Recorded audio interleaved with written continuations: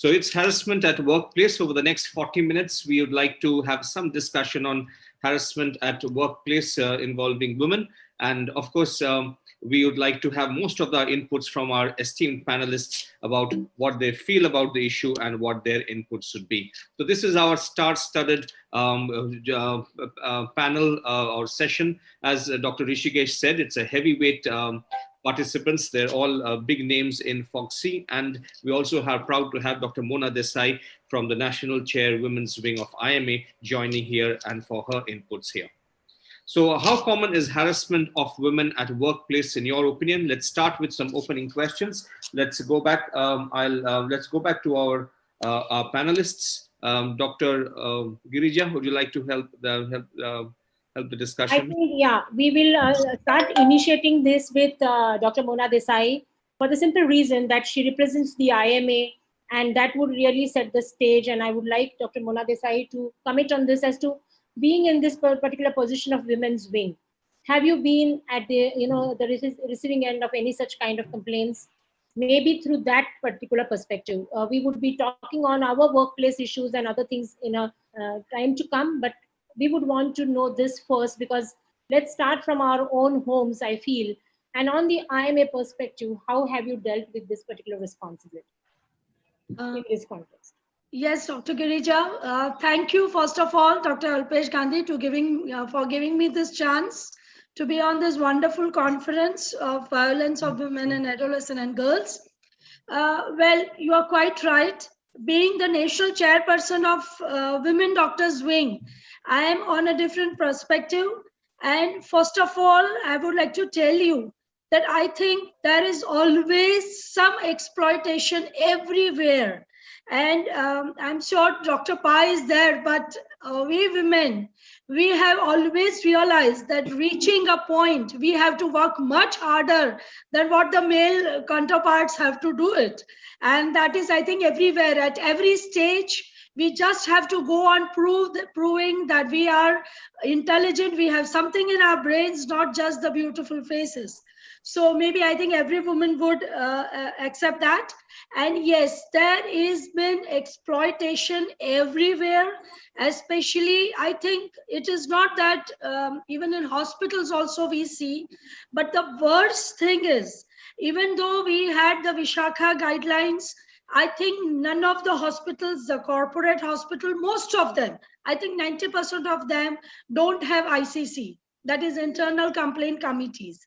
And these women are being exploited in and out. It does not matter whether she comes from a very poor strata or is very affluent. So I think this is a very common thing, and now it is time that we women have to be brave enough to come out with it and not tolerate. But I think usually they tolerate because of some financial crunches or afraid of the society that people will always blame the female. But I am sure we can take up this issue. Women Doctors Wing can make it a major project, and we can counsel it everywhere and see to it. And I can even advise our national president that ICC is made in each and every corporate hospital or middle phase hospitals where there are more than 10 employees in the hospital. Thank you. Okay, thank you, madam. I think Basab. Yes. I would like to take Basab, can I say something? Yes, Dr. Jaydeep, come in, please. Jaydeep wants to come in. Okay. Yeah. Get his input. Yes, Jaydeep, please, your inputs, please.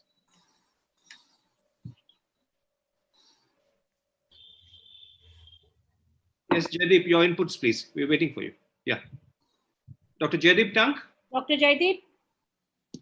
I think, have we lost him for a while? So no, he has to unmute. Unmute, Jaydeep. No, he's unmuted. He's frozen. Yeah, I think his computer is hanged up. Okay, Basab, can we just Basab and Girija, you know, when you raise this question of how common is harassment of women at workplace, as in every other scenario, we don't have the data. There is more than what meets the eye. That's the least I can say, because neither we are asking nor they are telling. And there is no, you know, ground to actually get it. But we all have intuitively a perception, a sense that it is there, it exists, and it needs to be tackled. And that's why we all are here So I think this key question should haunt us every single day and prompt us to do something about it. Yeah, very eloquently put, Dr. Hema. And Dr. Jaideep, can we just hear you before we go to Dr. Jairani? You have to unmute. Dr. Jaideep was wanting to come in. Dr. Jairani, we'll just hear from Dr. Jaideep. And then from Dr. Jaideep Tang, the floor is yours. We want to hear from you. Basab, I'm here. I've come back. Yes, Dr. Chandravati, ma'am, please be a part Namaste, of it. ma'am. Namaste. Thank you, Chandravati madam. Thank you for coming. Namaste. Namaskar. Hi, Girija. Namaste. Bye. Yes, Jaideep, Dr. Basab, Jaideep. I think Dr. Divakar has already pointed out to the lack of data that we have as regards how common is harassment of women at workplace. I have no doubt that it exists, but there is limited data to show that it is quite pervasive. I'll refer you to this 2017 survey done by the Indian National Bar Association, which surveyed 6,000 employees. It's the largest survey done in India so far. And they found that sexual harassment was pervasive in different job sectors, ranging from lewd comments to an outright demand for sexual favors. Unfortunately, they also found that most women chose not to report sexual harassment to management, and they chose not to report it because of stigma, fear of retribution, embarrassment, and frankly speaking, a lack of faith in the redressal mechanisms which were existing at that time or generally exist in our country. They say in our country sometimes that the process of going through the whole sort of a legal gambit and going through committees and inquiries itself is the punishment. That's more traumatic than the original act. I think we need a very nuanced discussion on this particular issue more than anything else before we start talking about any reasoned kind of a discussion on the commonality, if you will, of harassment of women at workplace. And I would also like to point out here that the POSH Act is gender neutral. So I think it should be harassment at workplace rather than harassment of women at workplace. I think that's a point which is quite important because there is, I will not say, for example, there is this study which is reported from the US in the wake of the Me Too movement. And they found that from all the cases of hashtag Me Too that were reported in the US, almost 16 to 18% cases were of men. And there were a large majority of cases where there were women, and they even looked at harassment in the workplace, sexual harassment in workplace through the LGBTQ lens. So I think this whole perception of being only harassed because you're a woman needs to be adjusted. Again, I'm not saying that it needs to be tilted towards one gender or another, but the discussion in essence has to be gender neutral. Thank you, Jaideep. Thank you. I think Dr. Jairani wants to say something. Then we'll go back, Girija.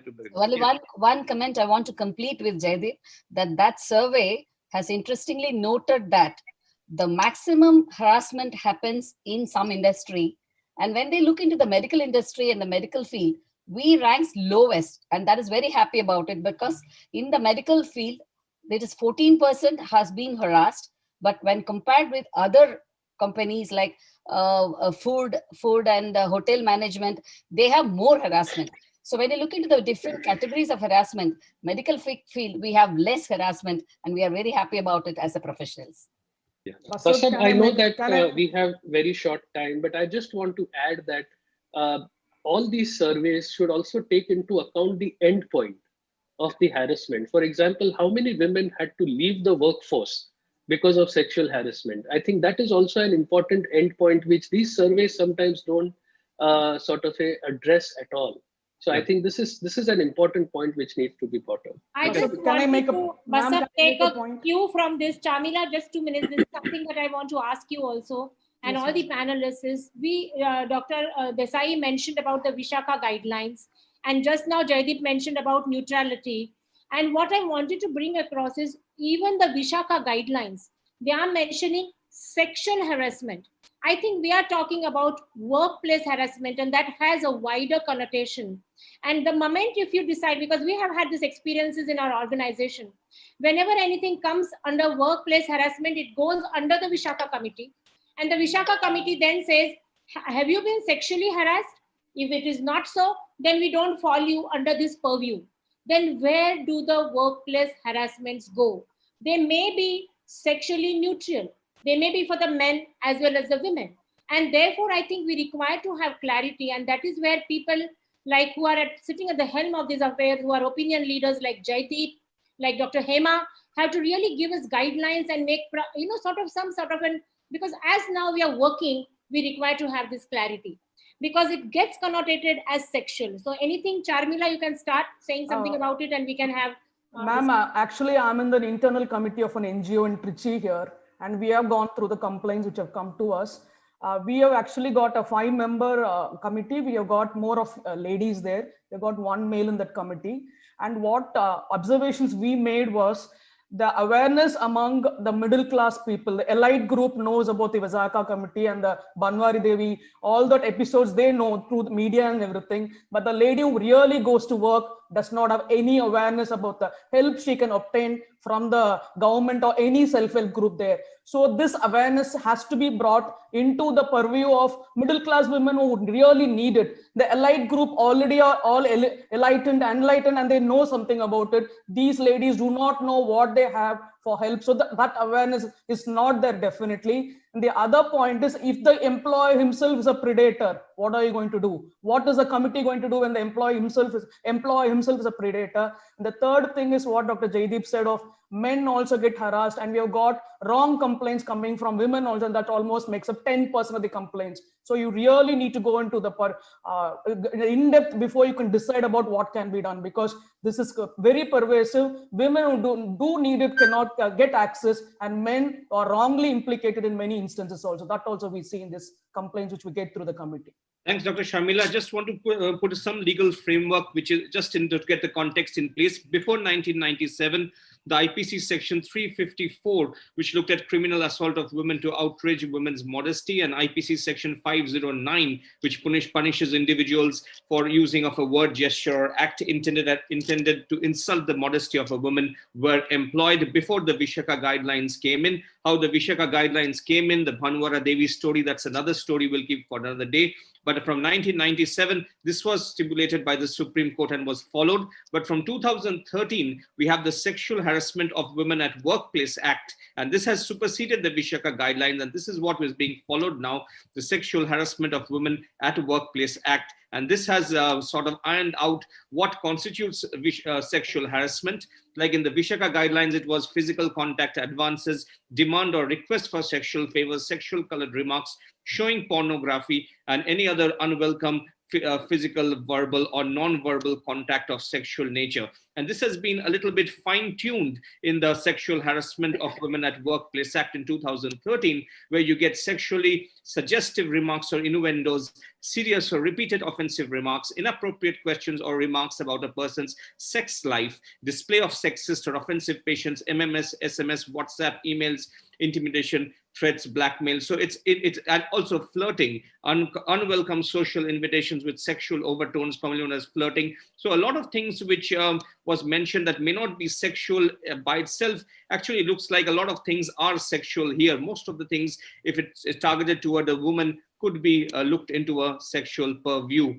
So then we come to our next question. What are the other facets of harassment of women at workplace? Dr. Girija, would you like to take this with the panelists, please? Yeah, so I will just give you sort of an example which we had to address with through such kind of associations.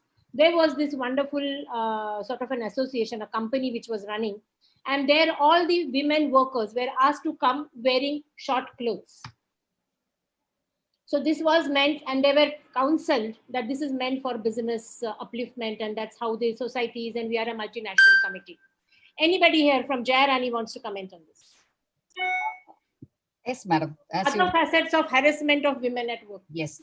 So women is not being used as a gender. Here, they are used for some improvement in their business, in their workplace, to show as a model. They are being used as a it's like an ambassador they use, but it is for the sex exploitation as a gender biased ways only it is happening. So definitely gender here has to be given a proper modesty among the women, which is very important, that we as a professionals, we should look into it, and definitely we should raise our voice against such exploitation of the women. Dr. Hema, can we have such kind of a categorization? Modesty, bias, what is femininity, what is exploitation? I raised my finger, Girija, because I fondly recalled the first prize in Foxy when it was put up for a slogan contest.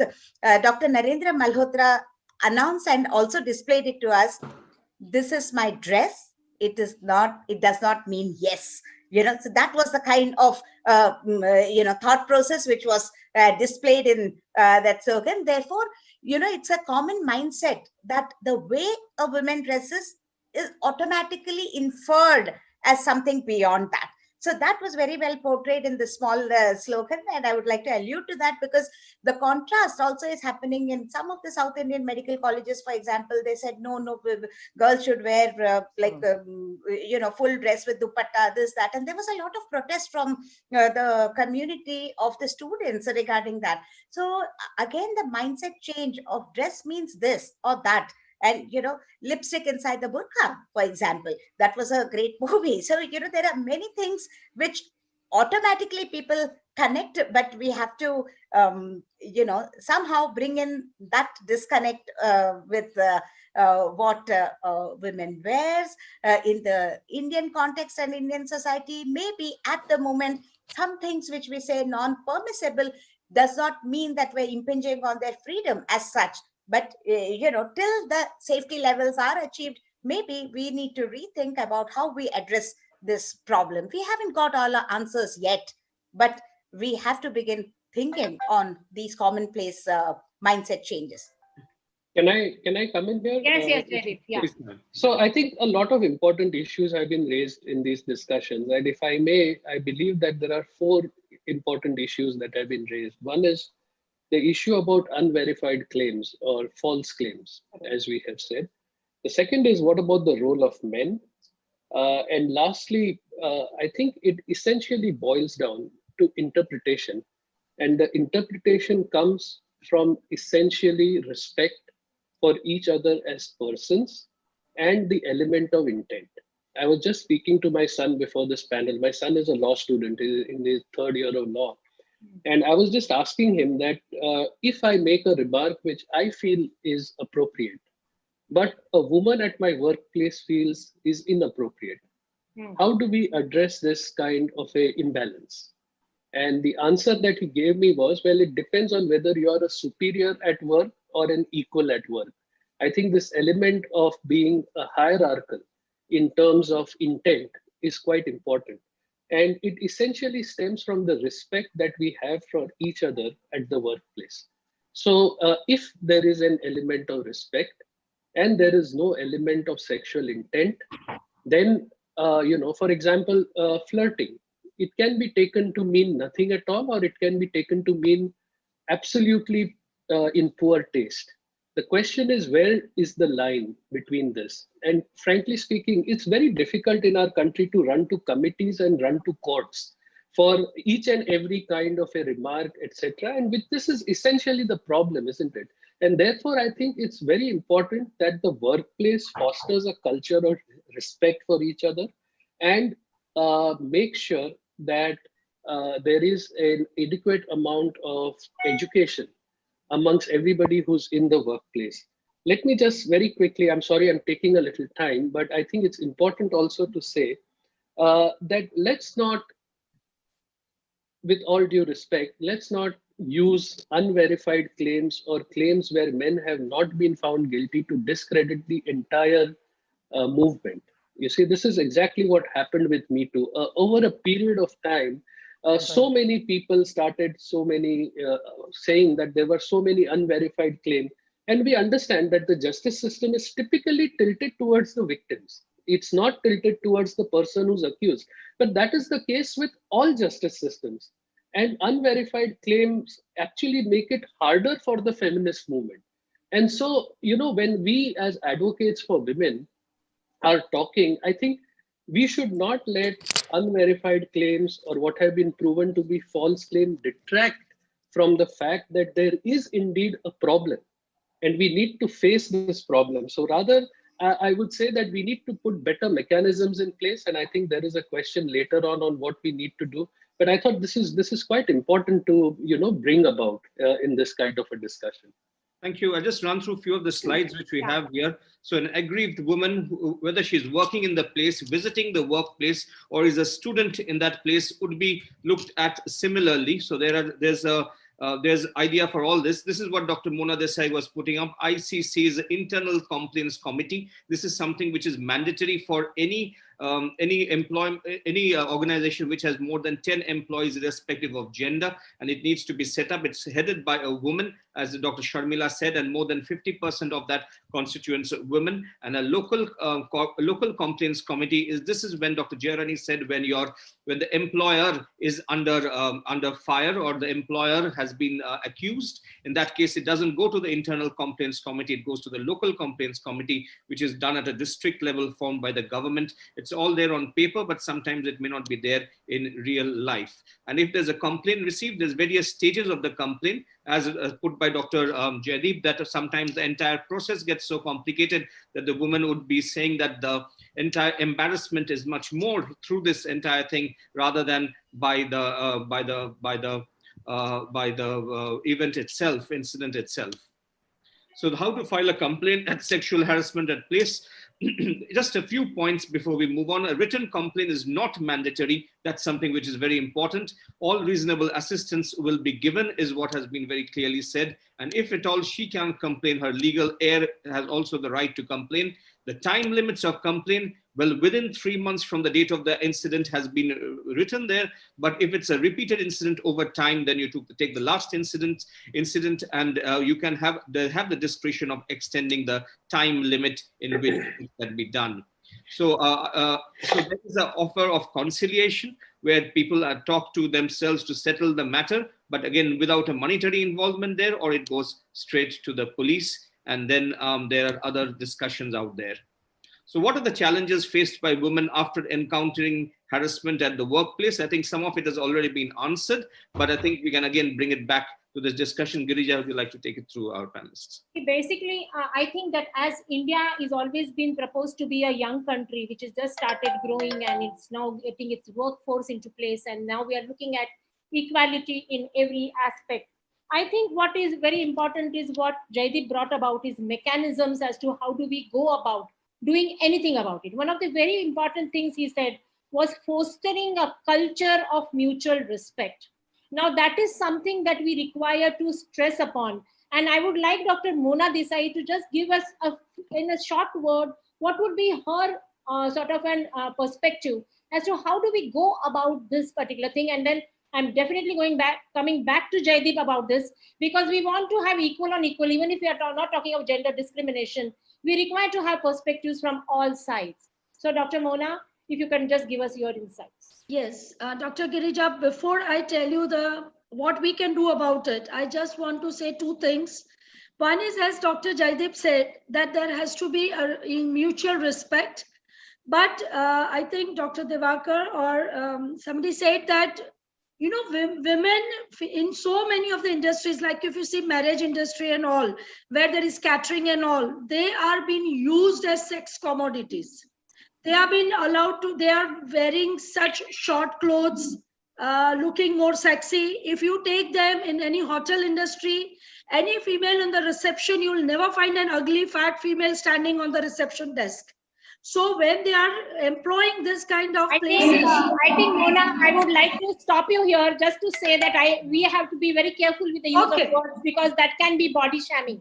Okay, fine. So I personally feel it is we females who has to draw a line and say no. It is like we have to stop the harassment. We have to have that internal strength within us. So that is the only way we can stop it. Because I always feel that any of your problems, nobody else can solve it. It is only you yourself who can make a stop to it. So, and secondly, your attitude in the workplace should be such that nobody should have that power or strength to harass you sexually, because I think males do get and signal that this female is not available. Okay, so Mona wants to say that women have to empower themselves and have a very high self-esteem I want Charmila to give an, sort of. I'm sorry, I have to disagree with you, Dr. Mona. A lady who's working in a place does not have that empowerment. That is a bottom line in our country. And we have seen in places where when the girl goes and complains to a superior, she's told to adjust. She says, this is not a sexual harassment. He's just making a comment on you. Please accept and go on working. That is not acceptable to any lady at any point of time. If she makes a complaint, it needs to be taken very, very seriously, because she's going to come out of such a culture where she's been told to stop talking outside, and then she makes a complaint. It's real serious. You need to go into the background of that, because many times you'll see much more predatory work going on behind the scenes, and we have seen that practically also. So that is what I'm saying. I'm sorry, Girija. So, 1 minute. That is what I'm saying. What is real empowerment? Empowerment is when we women have to be heard properly, in a proper sense of place. Like whenever something has been said by women, they are not properly heard. They are just been thought that, okay, she would just go and complain. No, it is not so. Her complaints have to be heard in a proper way, and proper steps have to be taken. Yeah, I think Dr. Rishikesh Pai wanted to pitch in, or it's Jaideep who wants to speak. Jaideep, sir. Yeah. So Rishikesh, would you like to say something, or should I? No, I am actually learning a lot from all of you. So I think there are it's a very good learning experience. Yeah. Fantastic deliberation. Thank you, Rishi. I think there are two challenges here. Okay, and let's outline those two challenges.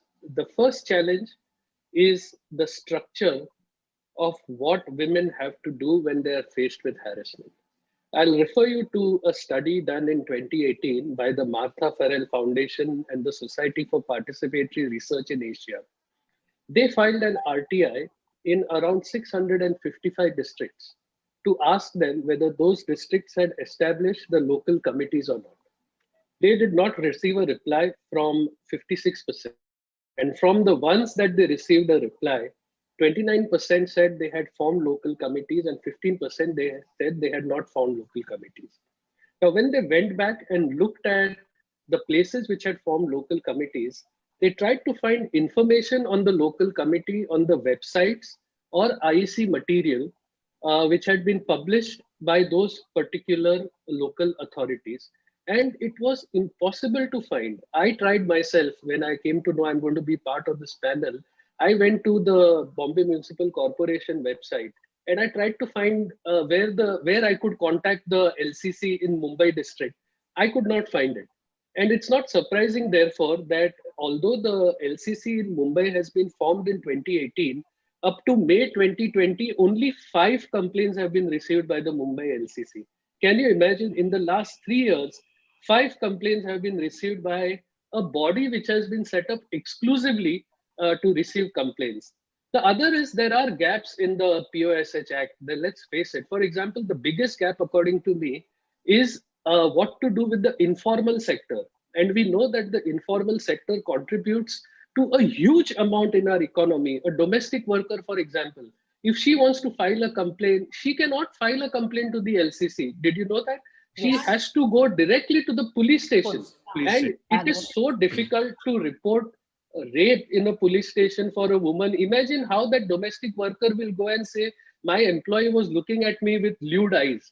You know what? How will the police take her seriously? So these are systemic issues, legal issues, which need to be addressed. I think the other issue also, as I said, is this whole culture of respect. And within that, I'm sorry to say that because of our patriarchal nature, sometimes men and women don't even realize that they are sexually harassing other people. They think, "Arey, मैं तो school और college में ऐसे ही बोलता था, तो मैं अभी भी ऐसे ही बोलूँगा." You see, and this is the problem. There is absolutely zero awareness of what can be construed as sexual harassment and what could be construed as inappropriate. And for this, I think it's very important to raise awareness amongst employees, particularly when there is a hierarchical kind of a issue. So for example, if I have an equal at my workplace, saying something to that person will be taken differently than saying something to someone who is working under me or in the hierarchy of the organization is below me. So I think, these are all these issues which need to be addressed before we can actually say that we are doing something very concrete for preventing harassment at the workplace. Yeah, thanks, Jaideep. I think we'll just run through the last part, some of the presentation slides which we have. What happens if the victim's complaint is found to be false? I think this was mentioned. So section 14 of the Act works upon the false complaints. If ICC finds a complaint to be false, it may recommend action against the woman or person who has made the complaint, but it's made clear that a mere inability to substantiate the complaint or provide adequate proof may not attract legal action. And so no action can be recommended against the complainant unless it shows a malicious intent on part of the complainant. And so preventive steps, I'm sure we'll be discussing more about that, but sexual harassment should be affirmatively discussed at workers' meeting is what we think. Guidelines to be prominently displayed and create awareness for the rights of female employees. I think that's a very important point that we've mentioned through this panel, and all our panelists say there's no awareness. And of course, when there's awareness, there's stigma, and then that's a problem which comes in the way of complaining, which is the first step of taking it forward. Employers should assist persons affected in case of sexual harassment by outsiders, often not the case. Central government, state government, and then of course it's their challenges. We already have discussed this, that women believe that her objection will disadvantage her in connection with her employment or her work. Adverse consequences may occur if the victim does not consent to the conduct or raises objection, and the police may refuse to put an FIR. I think this is where the important question, where we'll be ending our panel, but we want to hear from everybody. What can you do as an individual and part of an organization to address the issue? I'll start with Dr. Hema. Dr. Hema Divakar, if you can really come in, because if for Manyata, if you can do so much with the state government and all, why can't we do it with violence against women and children? So can you just describe how easy or difficult it is to work with the government? And as we have discussed throughout this, it's not something which Foxy can do alone, but it's something about making this buzz, which is there today, to a roar tomorrow, and to make sure that we can move the policymakers, move the stakeholders, and make policy change at a bigger level. But that is just by lobbying and by making a move. Dr. Hema, from you first, and then the other. Thank you, Basab and Girija, because I think the leadership position in Foxy is really crucial, and we have a whole bunch of leaders with a similar intent, and the force therefore amplifies and multiplies. So the three things that I wanted to say was, one is we all agree that the girls and women need to speak up, but the next question is to whom she'll speak up. And it's already a given in our own minds that the response will be this, and the other. So she'd better not to speak up and keep shut. That's already kind of in a vicious cycle. It is ingrained. So that barrier needs to be broken, because what happens next after she speaks up is the big question. So the building of the capacity of the response to these girls and women who speak up in an informal sector as well, because everything should not be looked from the legal framework, because that doesn't probably, most of the cases land up anywhere. So that's point number one. Both individuals and organizational, we can do something about it. And in fact, if you do remember 2013 Nari Samman program, I said it is the Foxy CSR, Foxy's corporate social responsibility to ensure a VSR. Now, what is VSNR? We labeled the program as such. We said value, safety, and respect. CSR for VSR. That's what Foxy stands for, because we value her life and beyond.